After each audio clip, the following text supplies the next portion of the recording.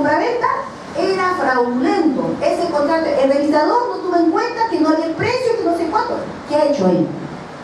Está pidiendo la rectificación, dice, ¿de qué? ¿De la titularidad? Está pidiendo la rectificación de la titularidad porque dice que el registrador cometió un error al inscribirlo. O sea, no debemos, eso no se discute, no había podido registrar. El error que sí es inscribible en el registro es el error cuando se comete al extender el asiento. En vez de poner Guerra Macedo, pusieron Macedo Guerra.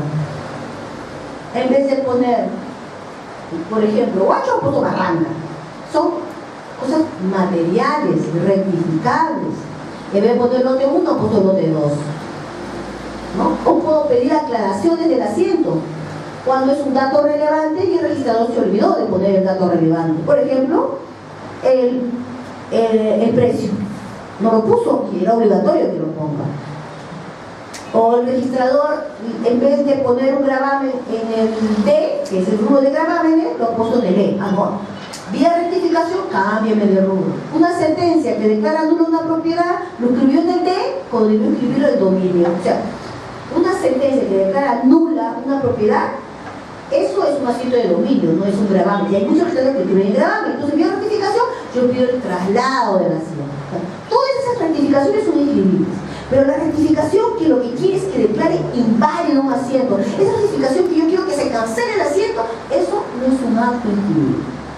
Les digo, por favor, porque últimamente abundan en el tribunal. O sea, no solo lo piden, apenas no le dan la razón. Además, se van hasta el contencioso administrativo. Cuestionan la inscripción vía rectificación. Entonces, ¿a eso qué?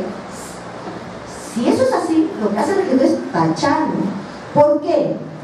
Por defecto, por ser un acto no inscribible. Y no es inscribible porque no estás pidiendo la rectificación del asiento. Lo que tú estás pidiendo es que declare inválido. Lo que tú estás pidiendo es que cancele el asiento. Por eso le llamamos, nosotros lo tachamos por acto no inscribible. ¿Qué puede pasar también? Que hay obstáculos en la partida. ¿No? ¿Cuáles son esos obstáculos? Innumerables. Pero lo más importante, ¿cómo sabemos que hay un obstáculo? Pide una rectificación del nombre de una persona, no se llama Rosario del Carmen, sino Carmen de Rosario. Puede ser, yo lo voy a inscribir, pero a la hora que voy a ver ese asiento y no estaba vigente, o sea, es irrelevante que yo le cambie el nombre de Rosario del Carmen a Carmen de Rosario, porque ya Rosario del Carmen no es la titular, es más, lo han vendido hasta terceras personas. Que lo cambie el nombre es irrelevante, por lo tanto, hay un obstáculo en la partida. O puede ser que yo le diga, señor, mire, en el contrato de compra-venta los compradores eran 2 y el registrador erróneamente solo ha puesto a una sola persona. Rectifica, hoy sí tienes razón, voy a titular archivado, hoy sí, efectivamente esta persona tiene razón, se equivocó el registrador, pero voy y el señor, aprovechando que solamente le han puesto el nombre de uno solo, el titular, que erróneamente estaba como uno solo, como debió haber 2, ya lo vendió. ¿Puedo rectificar? No. ¿Tiene razón el señor que hay un error? Sí. ¿Puedo rectificar? No. ¿Por qué? Porque hay un obstáculo. ¿Cuál es el obstáculo? La inscripción posterior. Esos son obstáculos que existen. O puede ser que algunas quiere escribir una numeración cuando el proyecto está subdividido.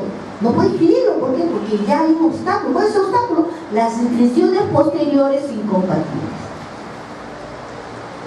Ahora, que afecte la validez del contenido es un poco complicado explicar, ¿no? Eso ya queda en cada caso, ¿no? Por ejemplo, que una donación no tenga la valoración de un inmueble, no tenga la valoración del predio, es un acto de qué? Eso es un requisito de validez. Por lo tanto, si no está, ahí hay que tacharlo. Porque la norma dice que para hacer donación tiene que tener esta cosa. No lo tiene, se tacha. Ahora, que el acto no preexista al asiento de presentación. Como les dije a ustedes, el asiento de presentación nos va a marcar. Todo lo que yo escriba de ahora para adelante se va a retrotraer ¿a dónde? Al asiento de presentación. ¿Ok? Ya.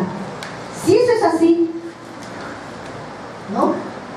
Y si el acto es con fecha posterior al asiento de presentación, y los efectos se van a retrotraer.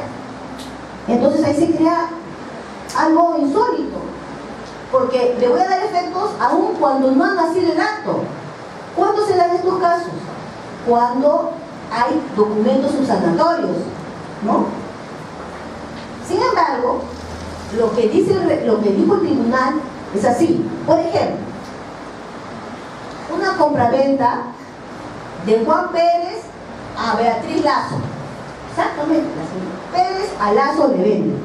Pero por ahí se equivocaron y el registrador se da cuenta que hay un error en la descripción del predio, hay un error o una incongruencia en las partidas. Entonces ellos hacen una escritura pública aclaratoria o rectificatoria. ¿No es cierto? Si mi escritura pública original tenía fecha 2 de enero, mi acta de presentación 3 de enero, normal, el acta de presentación tiene que ser posterior al acto material, hasta ahí estamos bien. Pero resulta que esta aclaración cuando tiene fecha 15 de enero. Entonces ahí viene, oye, pero los efectos se van a retrotraer al acta de presentación, esto es, al 2 de enero, ¿qué hago? O al 3 de enero, ¿qué hago? Entonces lo que dijo el tribunal, o sea, ¿qué pasa? Los registradores observaban, y esta aclaración ya no va. ¿Por qué? Porque tiene efectos con fecha posterior al acta de presentación, por lo tanto no va a surtir efectos.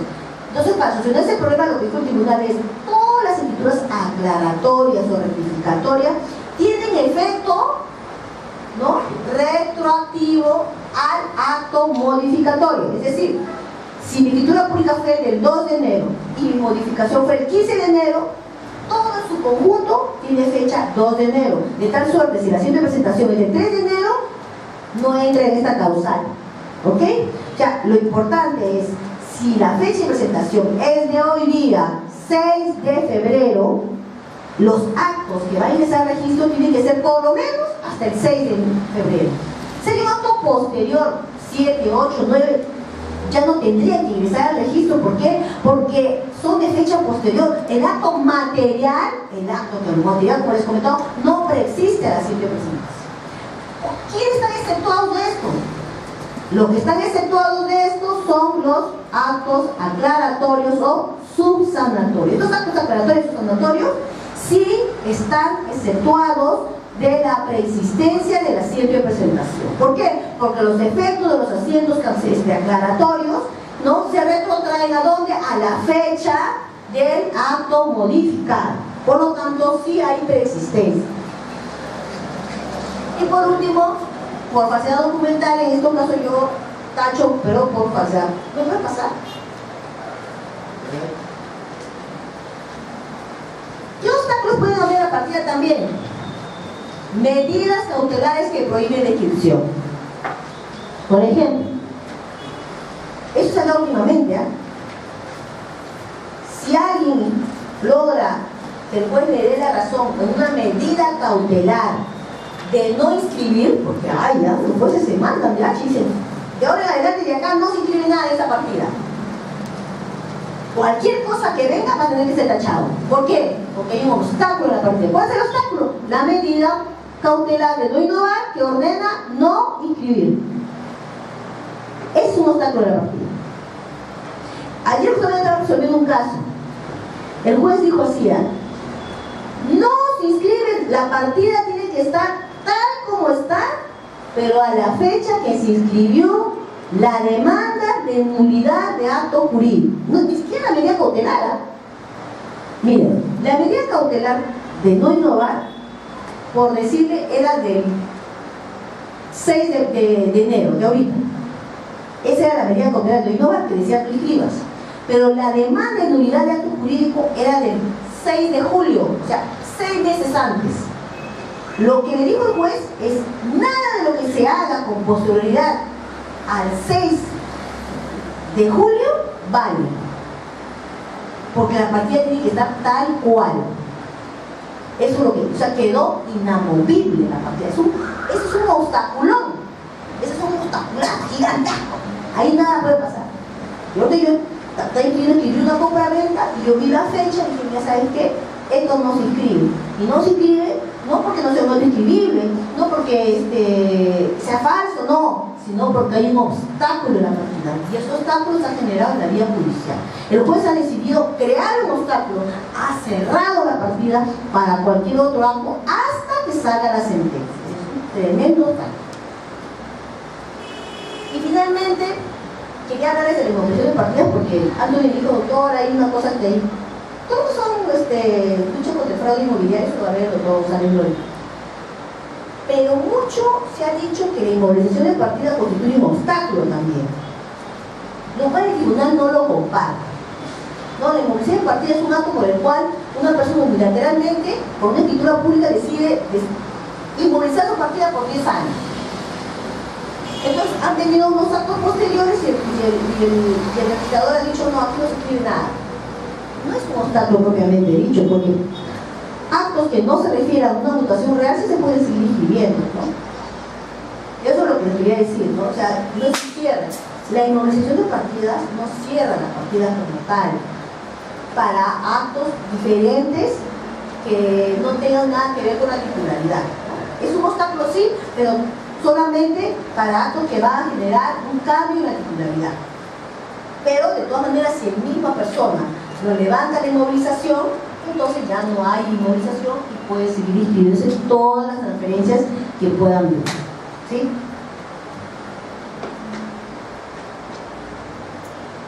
Bueno, hablar de la tacha procesal, que es la que se da a la vigencia de presentación. Hay una tacha especial por presentación de copia simple. Ya les dije, hay personas que traen copia simple. En este caso, el registrador tiene 3 días para pedir la tacha y el tribunal registral también tiene unos 3 días para poder confirmar la tacha. Pero esta tacha especial tiene una particularidad: todo el documento tiene que ser copia simple.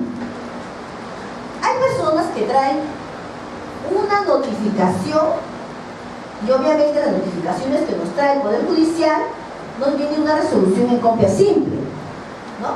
Entonces, algunos registradores han optado por tachar. Nosotros hemos dicho desde una instancia, esto no puede ser una tacha simple, es especial, por copia simple, porque para que se dé el supuesto, todo el documento tiene que ser en copia simple. La notificación está con su sello, eso no es simple, por lo tanto tiene que ser calificado como tal. Ahora, no significa que se va a escribir, lo voy a tachar, pero ¿sabes por qué? Porque puede ser un acto no escribible, o lo voy a observar porque falta, por ejemplo, si es una notificación de una medida cautelar, falta la formalidad que tiene que ser como un oficio, en copia certificada. Entonces, yo lo puedo observar o tachar, pero no es considerado una tacha especial por copia simple, porque las notificaciones judiciales son originales, solo las resoluciones que lo acompañan son simples, ¿no? Hay personas también que presentan un escrito con su firma original y presentan copia simple. Eso tampoco es tacha especial porque la solicitud está firmada en original. Para que sea tacha especial por copia simple, toda la documentación tiene que ser copia simple. Ya lo hemos dicho en el tribunal registral. Esa es la distinción que le quería hacer. Liquidación de derechos. O sea, el registrador puede observar, tachar y liquidar. ¿Cuándo es que yo liquido los derechos registrales? Los derechos registrales se liquidan cuando ya viene, ya se va a escribir el acto definitivo. Entonces el registrador lo que va a hacer es liquidar de acuerdo a los actos rogados, ¿no es cierto? Esto es apelable, sí, efectivamente es apelable, ¿no? La liquidación. No procede a exoneración, que no se ampara en ley, y no nos olvidemos que los derechos registrales están compuestos de dos grandes conceptos: los derechos de calificación y los derechos de inscripción. Esos derechos de calificación son los que se tienen que pagar con el asiento de presentación, si no el tribunal no le va a ver, y algunos registradores también están observando por falta de pagos mínimos. El pago mínimo son los derechos de calificación. Los derechos de inscripción ya se hacen con la liquidación final. Por favor. Después del vía crucis se termina el proceso. Hay causales de conclusión.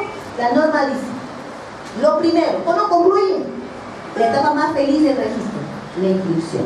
Qué lindo ir al 7º día y que le dan la inscripción. O sea, ya te olvidaste de que es el derecho a registrar, la subrogación. Nada, no, aquí me inscribieron.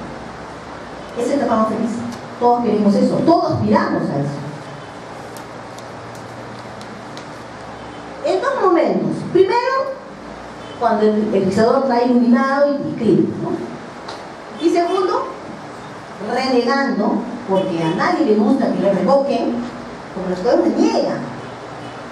Ellos observan, el tribunal les revoca, los que están en la inscripción, el registrador dice, tiene que ser que el tribunal. Y entonces ya cuando están con rabia, incluso ponen nuestros nombres. Se extiende el desierto por resolución número tanto, no, por la sala conformado por Rosario Guerra, por los Flores Salvatierra y Walter Parra. O sea, a mí no me echen la culpa, echen la culpa a estos tres. Ahora, nuestros nombres están en los asientos. ¿Cuándo también concluye el procedimiento? La tacha por caducidad del plazo de la vigencia del asiento de presentación. Transcurrido el plazo de 35 días o 60 días sin interponer el recurso de apelación, tacha procesal. Transcurrido 15 o 20 días sin subsanar las observaciones confirmadas por el tribunal registral. El tribunal registral confirma las observaciones y resulta que ellos no, el usuario no subsana las observaciones, entonces desde ahí se da cuenta, ya se produce la tacha. Ahora, este plazo de 15 días o 20 días se computan desde la notificación de la resolución expedida por el tribunal registral, ¿no? Y también por falta de derecho registral. No paga, se venció el tiempo y las personas no pagan, ¿no? Es triste, ¿ah? Porque hay gente que tiene toda una odisea para inscribir, baja a primera instancia y por un día no le escribió. Pobrecito. Pero hay gente también que, no sé, por alguna razón el registrador le liquida un día antes que se vence el asiento de presentación. Entonces las personas dicen, no, va con el orientador, entonces dice, apela, le dice. Porque si apenas al toque se te va a extender, claro, buen truco. Pero tiene que hacer buena esta operación, pues, chicos. Ponen así, apelo porque me falta plazo. Ay, ya te fregaste ya. Improcedente. Fuera, ya no hay más opción. Entonces, ¿cuál es el truco? Apelas, dices cualquier cosa y junto con tu apelación, tu desistimiento. Entonces, ¿cuántos días te van a ir? 15 o 20 días te aumentan ya. Así solamente por apelar. Es el truco. Pero háganlo bonito, pues si lo hacen, si ponen ahí que quiero más plazo, ya por gusto. Y por aceptación del total de la rogatoria. Entonces, si la persona se desiste totalmente de la rogatoria, pide la tacha, en esos casos, obviamente, se produce la conclusión del procedimiento. Doctora, una pregunta. Para la inclusión de los estimados frente a un capítulo de una comunidad, quiero más difícil creo de calificar porque las comunidades mayormente en la parte andina traen realmente una escritura simple y lo mandan y lo escriben y lo ponen ya como haciendo tal número, indicando los datos y datos con A y con B, con todas las personas con las que ustedes decían en el momento. Yo creo que, y tengo opinión, ¿cómo se podría delimitar para que una comunidad realmente tenga los miles de hectáreas que tiene en jurisdicción o no? Las comunidades son miles de hectáreas como hablando. Y ellos la registran como propiedad. ¿Qué paso a hacer en este caso para ver el veredicto que esa comunidad sí pues es la comunidad dueña de esa cantidad de expresión de hectáreas? Porque hay comunidades que generalmente yo lo pongo como que son las sierras, ¿no? La gente no está tan educada, yo lo pongo el nombre del otro y me voy hasta su frontera, luego el otro lo pone hasta el otro y por fin todo está hecho como es, solamente a datos, recibir a datos. Pero en la legalidad, si fuéramos, ¿no?, con un GPS medible, que estaría como no va a salir. Si eso totalmente ese tema es muy amplio, te digo, pero justamente nosotros vamos a hacer un diplomado de saneamiento de predios, ¿no? Que ahí vamos a explicar más. Hoy estamos haciendo un tema del procedimiento registral en general. La problemática de la comunidad campesina es un poco complicado, ¿no? Porque la comunidad campesina tiene doble problema. Por el hecho de ser comunidad campesina ya es un problema, y segundo, porque es un periodo rural. Y ahorita la competencia en cuanto a saneamiento de periodo rural está un poco complicado, ¿no? Y el problema va también con la cultura misma, ya no tengo la problemática de, sobre todo si es una comunidad campesina de verdad, ¿no? Porque la verdad que cuando las comunidades campesinas tienen un territorio y lo tienen porque se entiende que ellos necesitan todo ese territorio para formar como comunidad. Pero si todo el mundo empieza a vender, eso quiere decir que ya el terreno no les sirve, por lo cual yo debería ser comunidad campesina. Entonces, esto es una problemática.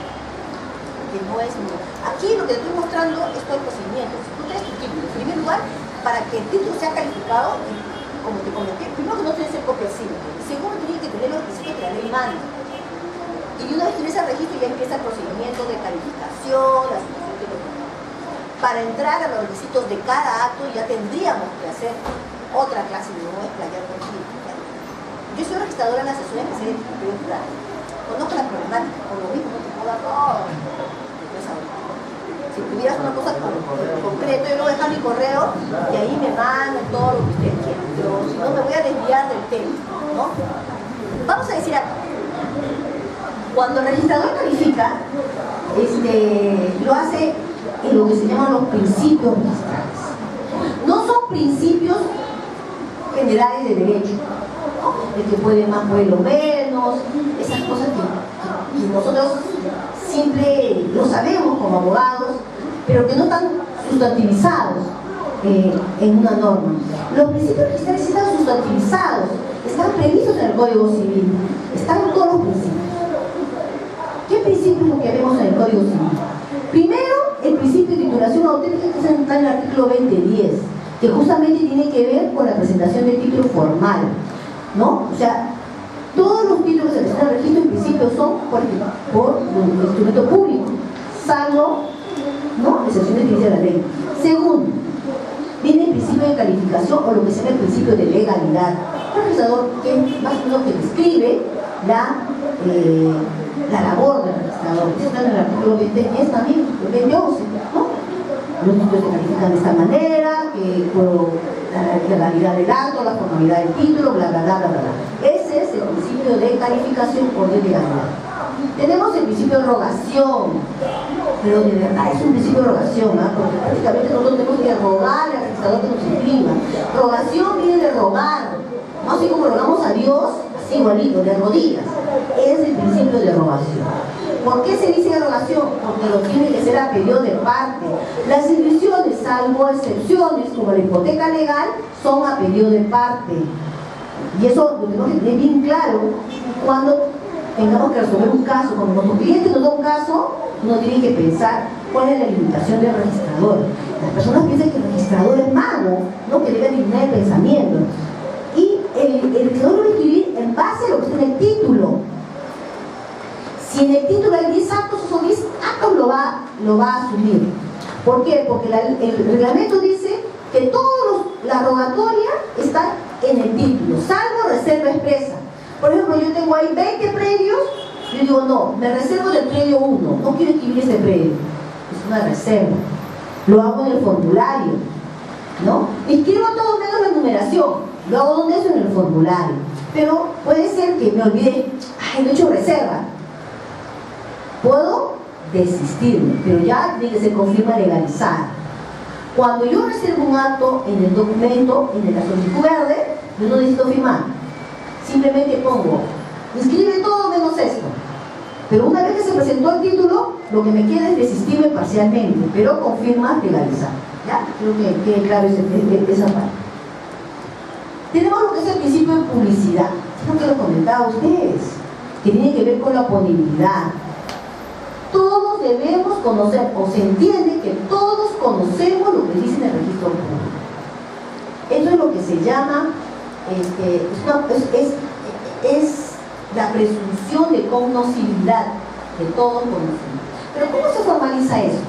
Hace poco, la SUNAT ha aprobado un nuevo reglamento de servicio de publicidad registrada. ¿Qué es lo que se llama la publicidad formal? Son cositas, definiciones muy prácticas, ¿sabes? Una cosa es la publicidad material, otra cosa es la publicidad formal. La publicidad material es que todos debemos conocer lo que dice el registro. Todos tenemos la posibilidad de ir al registro.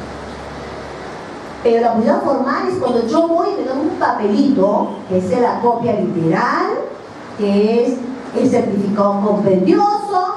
Eso es, ¿qué cosa es? La publicidad formal. Ni búsqueda catastral, ni búsqueda por índice, todo eso se llama la publicidad formal, cuando yo lo veo. El principio de publicidad también tiene doble cara, lo material y lo forma. El nuevo reglamento, cuando les comento, debe estar colgado ya en la SUNAT. Hay cosas muy interesantes porque en este reglamento es la primera vez que se norma el tema del derecho a la intimidad. Porque es importante. Yo voy a ver el título archivado de un divorcio, donde la demanda del señor dice la vida de la otra persona, porque me sacó la vuelta con fulanito, con menganito, y uno se tiene que enterar la vida íntima de esta pareja. ¿Hay alguna restricción? No hay restricción. Ustedes pueden pedir la copia certificada de un título de esa naturaleza. También pueden pedir la copia certificada de un testamento cuando ya está pedido para todo, pido, y me entero todo lo que dicen, ¿no? También puedo enterarme de muchas cosas. Hace poco hemos tenido un caso, no poco, hace muchos años, donde al legislador se le ocurrió la grandiosa idea de poner el asiento así. La señorita tal es heredera universal de su padre fulanito de tal, en su calidad de hija adoptiva. Así dice el asiento literalmente. ¿Y qué vino a hacer el abogado? Vino a pedir la rectificación del asiento, pidiendo que se excluya la palabra adoptiva. ¿Por qué la gente se tiene que enterar de que yo soy hija adoptiva? Dicen que en su comunidad todo el mundo le veía bien hasta que se enteró que era adoptiva, ya no la querían. Y entonces el doctor, un doctor muy concurrente, porque hay caseritos en el registro, en el tribunal, ya lo conocemos, ya estoy marcado. Y este juego, que era un caserito, de decirnos sobre el derecho a la actividad, que ese tema era irrelevante, porque el hijo adoptivo, como el hijo natural, biológico, como el hijo extramatrimonial o el hijo matrimonial, todos tienen los mismos derechos. Entonces es irrelevante que sea adoptivo, no lo sea, esa palabra nada de más. Y el registrador le tachó, le dijo, no procede la rectificación porque el asiento se extendió tal como está en el título archivado. Es un razonamiento pulcro, realmente literal, pero sin sentido común. Porque una cosa es ser legalista y otra cosa es tener sentido común. Va a segunda instancia y me tocó ser ponente. Yo todo quiero escribir. Entonces me puse a pensar y dije, efectivamente, ¿por qué tenía que poner la palabra adoptiva? Más allá de lo que diga la norma registral, ¿no? También están los derechos constitucionales, el derecho a la intimidad, y esto prevalece. Y esto tengo a colación, ¿por qué? Porque hay muchos registradores que creen que el derecho comienza y termina en el derecho registral. Y no es así, señores. El derecho registral forma parte de un engranaje de todo el ordenamiento jurídico. Nunca debemos olvidar que por encima del derecho registral está el derecho constitucional. No debemos olvidar que por encima del reglamento está el Código Civil. Y por encima del Código Civil está la Constitución. Entonces yo no puedo interpretar una norma registral transgrediendo una norma del Código Civil. Y eso va a colación porque hay una directiva de registro donde me piden que para otorgar poder a comunidades campesinas para que dispongan de sus bienes, yo tengo que describir el predio, ¿no? Y ahora le piden que lo describa en forma literal, ¿no? Con coordenadas UTM y todo eso, no, imposible. Si el Código Civil me permite vender un bien futuro, ¿por qué me piden tanta descripción? Bueno, a eso yo lo quiero. Entonces este registrador todo literalmente dice, no, aquí se inclinó tanto por ser el título archivado y por lo tanto no procede la notificación. En segunda instancia, ya lo vimos en un modo más genérico, efectivamente como esta publicidad se ha violado el derecho a la intimidad y siendo un acto irrelevante, hemos resuelto que se rectifique excluyendo la palabra. Pero yo me di cuenta después que no habíamos logrado nada, porque ya el daño estaba hecho. ¿Cómo puedo desregistrar algo? ¿O es que acaso cuando yo pido una partida, pido la última página? No, pido todo. Hija adoptiva y el siguiente asiento, rectificación de la hija adoptiva. El daño es irreparable. En el nuevo reglamento de publicidad se dice otra cosa. Ahora resulta que ya no se va a poder pedir. Claro, esto va a entrar en vigencia recién en marzo, creo. O en junio. En junio va a entrar en vigencia.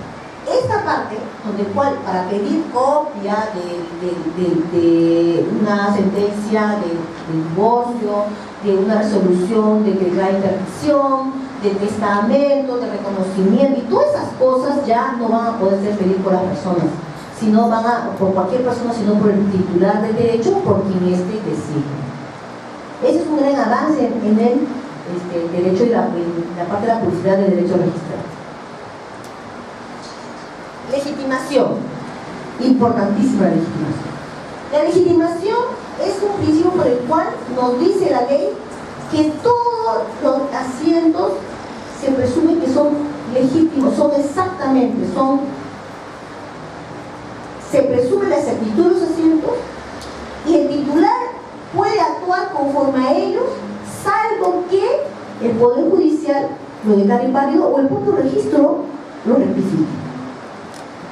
¿Cómo? Desde el momento que dice rectificar, ya nos dice la relatividad de este principio.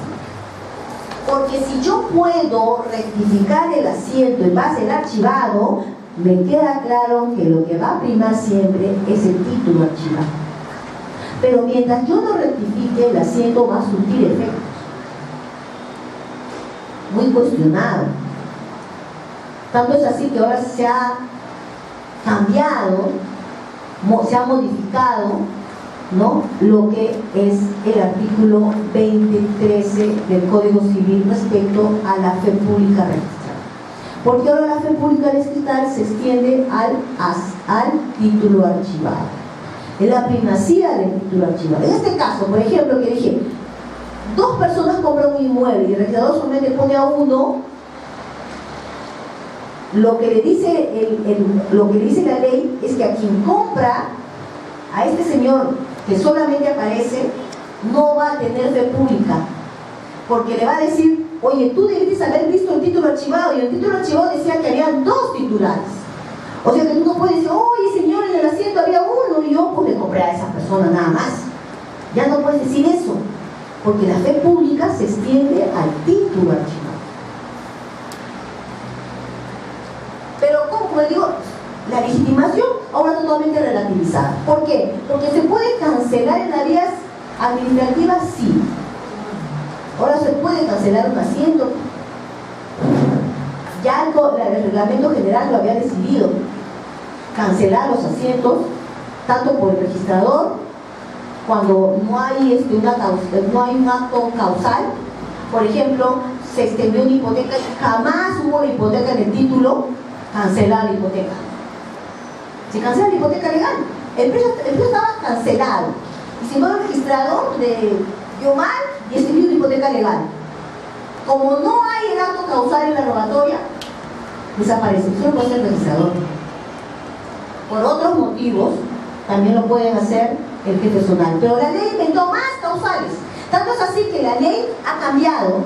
La legitimación 23 ha sido cambiado por la ley 30.303 y dice claramente que ahora se puede cancelar los asientos en sede administrativa, ¿no?, en un proceso, ¿no?, que lo pueden pedir el juez, el notario y todos ellos por falsedad o suplantación.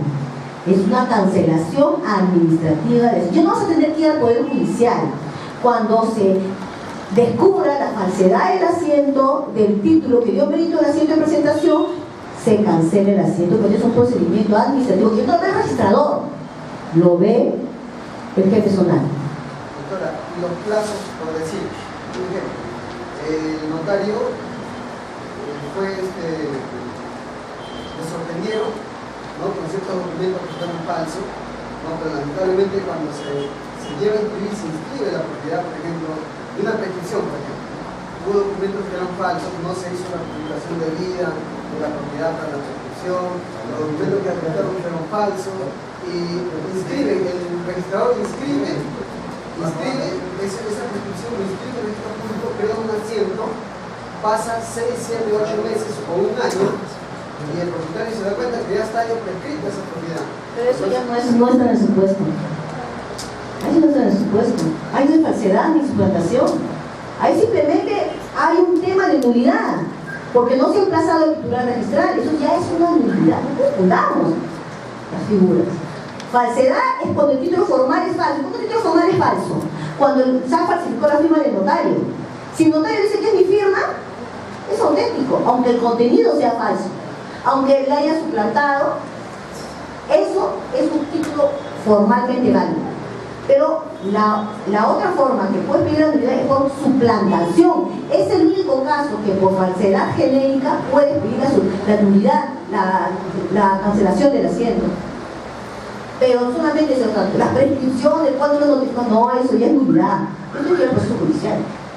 La ley te restringe a dos supuestos. Si no hay suplantación, si no hay falsedad, fuera de todos casos, es la vía judicial, no hay forma. La fe pública registral, que ya ha sido cambiada. La fe pública registral es un principio que, si bien es cierto, emana del registro, no lo resuelve el registro. No lo va a resolver prácticamente el registro, porque para esto tiene que existir previamente una nulidad. Y esa nulidad lo tiene que declarar el Poder Judicial. Así es la cosa. Por ejemplo, A le vende a B, B le vende a C. 3 transferencias inscritas en el registro. C es el último adquiriente, pero por casualidad de la vida, A le inicia un proceso a B, diciéndole, oye B, tú me has falsificado la firma, o tú has empleado fraude, o así, o cualquier cosa, cualquier causal de nulidad. Y el juez decide declarar nula la venta que A le hace a B. ¿Qué va a pasar con C? La ley dice que esta persona, este C, va a salir totalmente, este va a ser un tercero registral que no le va a afectar lo que le pase a B. Es un tema de gringo para él, porque si A le vendió a B, ¿no? Y B, si efectivamente esa venta ha sido mal hecha, el juez declara nulo, C igual se queda con el predio, porque él lo compró basándose en el principio de legitimación de quien en el registro aparecía como único titular o como con facultades para otorgar. Pero obviamente, como la ley ha cambiado, ya no basta el asiento, tú tienes que ir al titular archivado. Como fuese, si se cumplen los presupuestos, ¿de qué? De que en primer lugar haya una declaración de nulidad del asiento antecesor, ¿ok? Segundo, que haya sido el mérito de un título oneroso, ¿sí? Tiene que haber onerosidad, no puede ser a título gratuito. Y tercero, que haya mala fe, o sea, que la persona definitivamente no haya sabido de los problemas que ha tenido con B.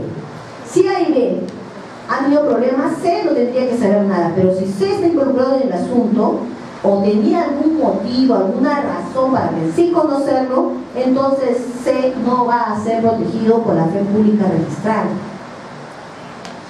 No nos olvidemos, por ejemplo, que la fe pública tiene que ver con lo que oficialmente publica el registro. Esta es la verdad oficial, esa es una fe pública. No, hay muchas clases de fe, ¿no? La fe que tenemos en los esposos, de que están portándose bien, la fe que le tenemos a Dios, y también existe la fe pública, la fe de que efectivamente lo que está registrado en el registro es lo que es. Por eso se llama fe, porque tienes que creer aunque los demás te digan lo contrario, ¿no? Entonces es una fe, es una cuestión ficticia. En base a la fe pública yo contrato, y por eso en base a esa fe pública me protege. Pero si yo por negligencia desconozco, entonces en ese caso obviamente, o sea, o yo conociendo y me hago el loco, entonces en ese caso ya no te van a pagar, porque tiene que haber buena fe, que tú hayas actuado diligentemente, que el acto haya sido título oneroso, y segundo, que haya habido una nulidad anterior. Eso es fe pública, eso es el principio de fe pública registrada. Y el trato sucesivo, señores, es muy importante. Creo que es el principio que más conocemos todos acá, ¿sí o no? ¿Conocemos principio de transacción? Claro que lo conocemos. B, si B le vende a C, es que B tiene que estar inscrito. Así de simple. Cuando no hay trato, cuando hay una ejecución de garantía mobiliaria o garantía hipotecaria. Ahí el trato donde se mide de quién ha sido demandado. Esto se lo está comentando el señor. En una petición adquisitiva, ¿hay trato? No hay trato en términos doctrinarios. ¿Por qué? Porque evidentemente el que ha perdido el predio no le está transfiriendo a él voluntariamente. Pero ¿dónde lo medimos el trato ahí? En que el titular tiene que ser emplazado. O sea, ¿para qué haya trato? Tiene que haber disposición, un acto dispositivo del titular, o el titular tiene que ser emplazado. ¿Ok? Para una hipoteca tiene que dar el consentimiento del titular. Para una compraventa, el titular. Para una ejecución de embargo o una ejecución de hipoteca de un remate, tiene que ser emplazado el titular. Para una prescripción adquisitiva tiene que ser emplazado el titular. Si esto no se da, no hay trato. Eso tiene que ver con el trato sucesivo. Pero señores, lo importante es que quien transfiere esté inscrito, aun cuando eso no sea verdad. No siempre la verdad material es la verdad registral, no siempre. Nosotros hemos tenido un caso muy chistoso. A le vende a B, B le vende a C, C le vende a D. Pero solamente A está inscrito. Ya ha habido varias transferencias. En el transcurso de estas transferencias no se podía inscribir por algún defecto del título. Entonces el último que adquiere bien, D, dice, no, voy a ir a regularizar el título, sale más caro. Voy a buscar el que está inscrito, le voy a ofrecer un billete y que formalice directamente a mí. Así es, eso que me hacen invehicular. Va y le ofreció, le dio su platita y el señor hizo una transferencia directa a D. Ya hubo B, C. Y el señor, como la gente le gusta decir la verdad, escribe, ¿no? Este bien lo compré de tal y este le había vendido tal. Cuenta la historia en la escritura pública, en la acta de transferencia. Por lo tanto, mediante el contrato, el señor tal me formaliza porque es el titular registrado. El registrador lo observa. Dice, tráeme la transferencia de A a B, de B a C, de C a D, porque tenemos que cumplir el trato. No, señores. Lo que pasa es que no leemos el código. Yo a mis chiquititos del pregrado les digo, mira, yo no sé lo que van a aprender del derecho registral, porque ellos saben que el pregrado uno lo lleva en forma involuntaria, ¿no? Ustedes están acá porque les gusta el derecho registral, pero el que está en el pregrado está ahí porque está pensando en derecho penal y cualquier cosa y no quiere, ¿no? Un montón de amigos. Claro que hay un grupo que les gusta, pero les digo, ustedes se pueden salir de no sé qué aprendiendo, pero que me saben de memoria todos los principios, me lo saben. Y así los hacía rezar todos los días los chiquitos. Una cosa que la gente dice, no, que memorístico. No, señores, si tú no te aprendes de memoria los principios, no vas a saber cosas muy importantes. La norma dice a quien en el registro aparece, en el registro. El trato sucesivo es un principio formal, no material. No tiene que necesariamente describirse en la partida todas las transferencias materiales que se han dado. Lo importante es que cuando tú tienes el registro, quien aparece disponiéndose es el mismo que está en el registro, aun cuando en internet le han aparecido muchas ventas. Y entonces nosotros hemos revocado N de observaciones porque a los registradores les gusta. Oh no, contrario lo que Ana me dio a ver, sí, poner todo. ¿Para qué? Si el que está inscrito es A. No, ¿para qué? ¿No? También la revocatoria de poder. No se escribe la revocatoria de poder porque el que dio el poder no está inscrito. ¿Para qué ya queremos si el poder ya no existe? ¿Quieren publicar una revocatoria? Por supuesto. ¿Para qué? Para que esa persona que no escribe el poder no ejerza el poder. Nosotros hemos tenido que revocar también. O sea, la gente confunde mucho el tema del trato. Lo importante es generar oponibilidad en el caso de los poderes. Según, en el caso de la transferencia, lo importante es que quien dispone sea el que transfiere. Nosotros tenemos un caso también en el que A y B eran casados, eran los propietarios y después con el tiempo se divorciaron los señores y ambos le dieron por su lado a su hija. Era discípula legítima, ¿no? Le dio el otro su 50%, los otros juntos. La chica vino con sus 2 escrituras a querer que escribiera la discípula legítima. No lo hizo. Inscribe el divorcio, luego la liquidación y luego. ¿Por qué tantas cosas? Si la voluntad de A y B, que son titulares, está en escritura pública, es trato. Es solamente trato.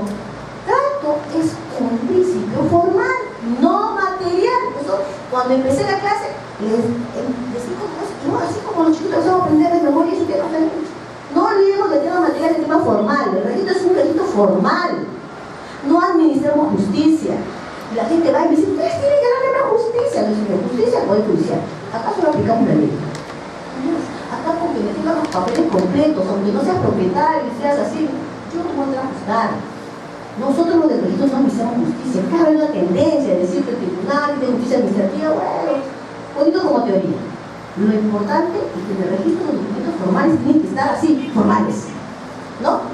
La prioridad del ramo que hemos hablado nosotros, que es lo que te da cuando inscribes tu derecho. Ese lugar que ocupas en la siguiente presentación, esa es tu prioridad de rango. Tú eres el primero. La prioridad excluyente es lo que irradia de la prioridad de rango. Una vez que yo inscribo, una vez que yo presento mi título, excluyo a cualquiera que sea oponible a mi derecho. Y finalmente, el principio que yo adoro, y que sin embargo no está previsto en el Código Civil, el principio de especialidad. ¿Alguna vez usted ha visto el principio de especialidad del Código Civil? No, por eso tenemos problemas, porque el principio de especialidad no está previsto en el Código Civil. ¿Qué cosa es el principio de especialidad? Tenemos nociones, ¿no es cierto? También se llama principio de determinación, ¿no? Para cada partida, un predio. Para cada persona, una partida. Para cada poder, causa. El principio de especialidad tiene diferentes orígenes. Por ejemplo, en un registro de bienes, el folio se abre en base a ¿qué? Al bien. Tenemos en personas, en base a la persona. Finalmente, ¿no? El del testamento en base a la causa, que es la causa de, ¿cómo se llama? Del fallecimiento de la persona, ¿no? Entonces, todo eso te da el principio de especialidad. ¿Por qué es importante en la actualidad el principio de especialidad en predio? Por el principio de especialidad es que se describe el predio tal cual. Yo voy a saber de qué soy propietaria si sé cómo es mi predio. Yo voy a saber de qué soy propietaria si sé dónde empieza mi derecho y dónde termina. Es esta raya. Es esta raya que me dice que no me puedo pasar a la del vecino porque a partir de ahí ya no es mi propiedad, pero ¿cómo lo amparo ese derecho? Con el principio de especialidad. Ese es mi tema. Es el tema que yo he hecho en mi tesis, que no he plagiado. Todo he citado. ¿Cómo está citado ahí? Por ayuda.